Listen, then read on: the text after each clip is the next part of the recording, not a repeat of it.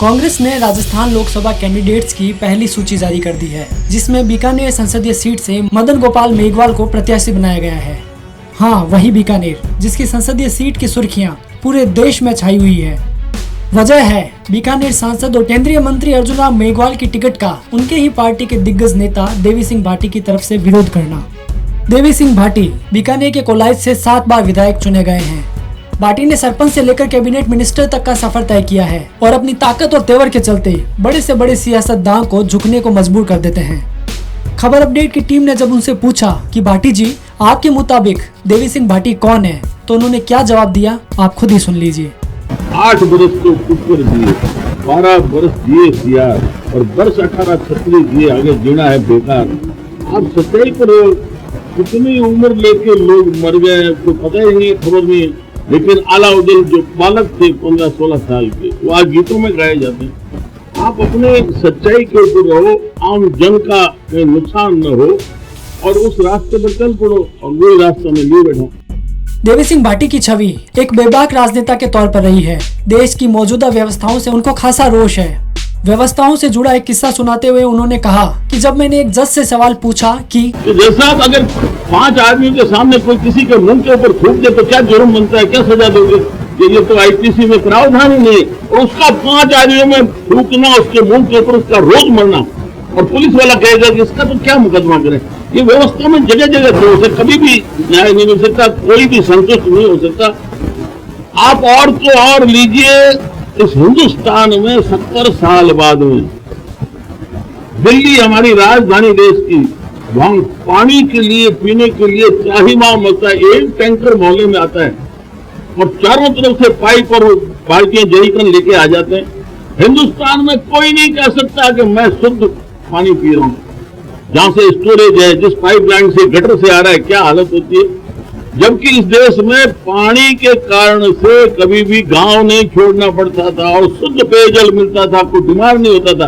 तो सारे विदेशों की नकल करके हम बर्बाद हो गए, इसलिए हम कभी भी इस व्यवस्था से संतुष्ट नहीं हो सकते, कोई रास्ता बन भी नहीं सकता। सिर्फ देश की व्यवस्था ही नहीं, बल्कि पार्टी के राजनेताओं के रवैयों से भी उन्हें खासी नाराजगी है। बीकानेर के सांसद और केंद्रीय मंत्री अर्जुन राम मेघवाल से उनकी अदावत इसी बात की तस्दीक करती है, जिनके बारे में भाटी खुलकर कहते हैं कि अर्जुन राम मेघवाल की कांग्रेस के साथ 60 गांठ है।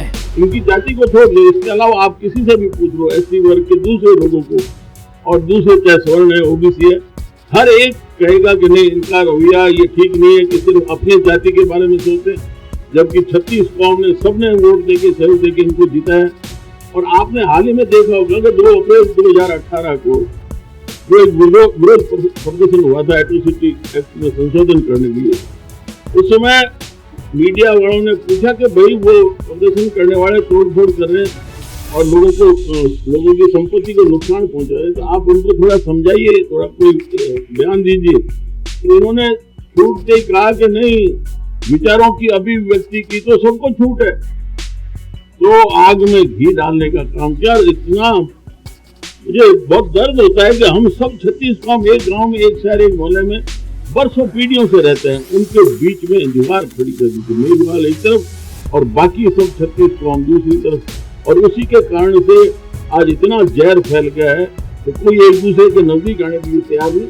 और बाकी ये तो है, जिस थाली में खाते हैं उसी में छेद करते हैं। देवी सिंह का कहना है कि उनके इस्तीफा देने के पीछे की वजह भी यही थी। उन्होंने पहले भी बीजेपी आला कमान को इसके बारे में आगाह किया था, लेकिन नतीजा सिफर ही निकला। देखिए, मैंने भाजपा की प्राथमिक सदस्यता से इस्तीफा दिया है, उसके पीछे कारण लगातार रहा है कि पार्टी के अंदर जो रह के पार्टी विरोधी गतिविधियां करे, और उनमें हमारे श्री अर्जुन राम जी मेघवाल है, जो सांसद है यहाँ बीकानेर के।